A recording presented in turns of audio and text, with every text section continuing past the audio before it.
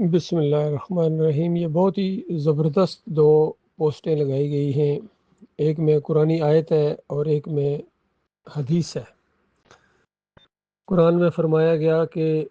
یہ اٹل فیصلہ ہے اللہ تعالیٰ کا، والذین یدعون من دون اللہ لا یخلقون شیئا وهم یخلقون اموات غیر احیاء وما یشعرون ایان یبعثون۔ یہ سورہ نحل کی مشہور آیت ہے قبر پرستی کے خلاف، مردہ پرستی کے خلاف، مزار پرستی کے خلاف، عرس اور میلوں کے خلاف۔ اور اس آیت نے ان سارے مورتیوں کو، جو مسلمانوں کی مورتیاں ہیں،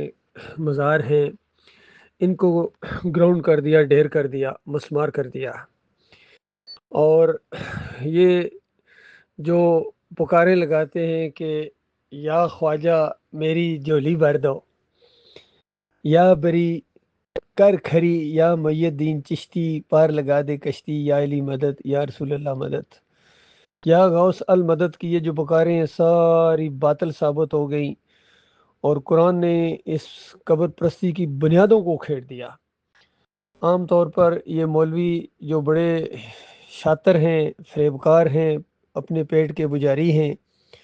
جب توحید کی آیت ان کے سامنے آتی ہے تو فوراً کہہ دیتے ہیں یہ تو بتوں کے لیے، یہ ہمارے لیے نہیں ہے۔ کیونکہ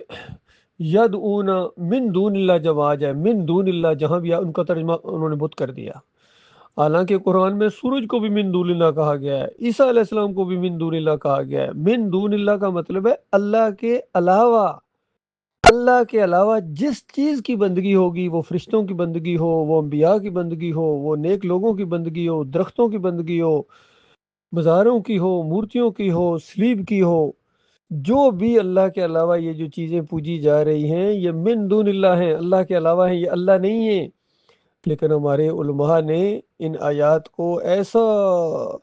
تروڑ مروڑ کے عوام کے سامنے پیش کیا تھا کہ محمود الحسن اور شبیر احمد عثمانی نے ایاک نعبد و ایاک نستعین کے بارے میں کہہ دیا کہ اللہ کے نیک بندوں کو پکارنا غیر مستقل جانتے ہوئے عارضی طور پر اگر اللہ کے بندوں کو بھی پکارا جائے تو یہ بھی اللہ ہی کو پکارنا ہے، بتائیے۔ اور عام عوام سمجھتے ہیں کہ یہ غیر اللہ پتہ نہیں صرف بت ہیں یا مورتیاں ہیں، اور ہم تو مزاروں کے سامنے جاتے ہیں، ہم تو چڑھاوے چڑھاتے ہیں، 11ویں وہ پرشاد بانٹتے ہیں، ہم 11ویں بانٹتے ہیں، وہ وہاں بھجن گاتے ہیں، یہ قوالیاں گاتے ہیں، وہ وہاں پھیرے لگاتے ہیں، یہ طواف کرتے ہیں، وہ وہاں پرشاد بانٹتے ہیں، یہ نیاز لے کر آتے ہیں۔ کوئی فرق بتاؤ اللہ کے بندو، اس وجہ سے اللہ نے تمہیں مارا ہے۔ اور بڑے بڑے سارے جتنے بڑے ہیں وہ یہی اسی شرک کے اندر، چاہے مفتی محمود ہوں اور وہ حلوہ بانٹا جا کر انہوں نے مزار کے اوپر، علی اجمیری کی قبر کے اوپر، اور چاہے یہ طارق جمیل ہوں، طاہر القادری ہوں، خادم حسین رضوی، تو چاٹ چاٹ کے ان مزاروں کو اور اس کی تعریفیں کر کر کے، اور آخری عمر میں اس نتیجے پر پہنچے کہ کہتے ہیں کہ ہم نبی کے کتے ہیں۔ اور رضوی صاحب جو آج یہ فلسطین کے لیے دوڑے جا رہے ہیں، کہتے ہیں پہلے تو ہمارے سٹیج سے اپنے علماء کا تعارف کرایا جاتا تھا، اب سارے کے سارے ہم جو ہیں وہ پتنی غوث کے یا نبی کے کتے ہیں۔ تو بتائیے ان کتوں نے وہ ادم مچایا ہوا ہے۔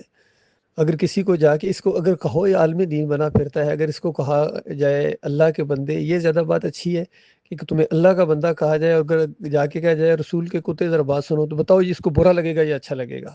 کیونکہ یہ فطرت کے خلاف ہے، یہ دین کے خلاف ہے، ایمان کے خلاف ہے۔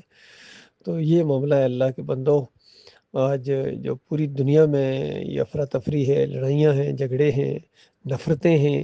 یہ اسی شرک کی وجہ سے ہیں۔ مسلمانوں نے قبر پرستی پوری طرح بت پرستی کو اختیار کر لیا ہے، اس وجہ سے اللہ کی مار پڑ رہی ہے، ان کے اوپر میزائلوں کی بارش ہوتی ہے، ان کے اپنے بھی مارتے ہیں اور باہر والے بھی ان کو مارتے ہیں۔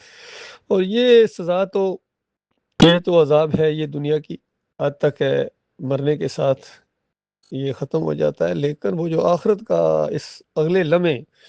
اس دنیا سے اگلے دنیا میں جیسے قدم رکھو گے تو وہ جہنم منہ کھولے تمہارا انتظار کر رہی ہے، اور ہمیشہ ہمیشہ کی آگ کے اندر، خون اور پیپ کی وادیوں کے اندر جب تمہیں گھسیٹا جائے گا، زنجیریں پڑی ہوئی ہوں گی، اس وقت کوئی تمہارا پیر اور تو نہ پیرانے پیر، اور نہ کوئی بڑا سیاسی لیڈر، نہ کوئی بڑا افسر آپ کو بچا سکے گا۔ اس وقت اگر ایمان خالص جس کا ہوگا وہ بچ جائیں گے،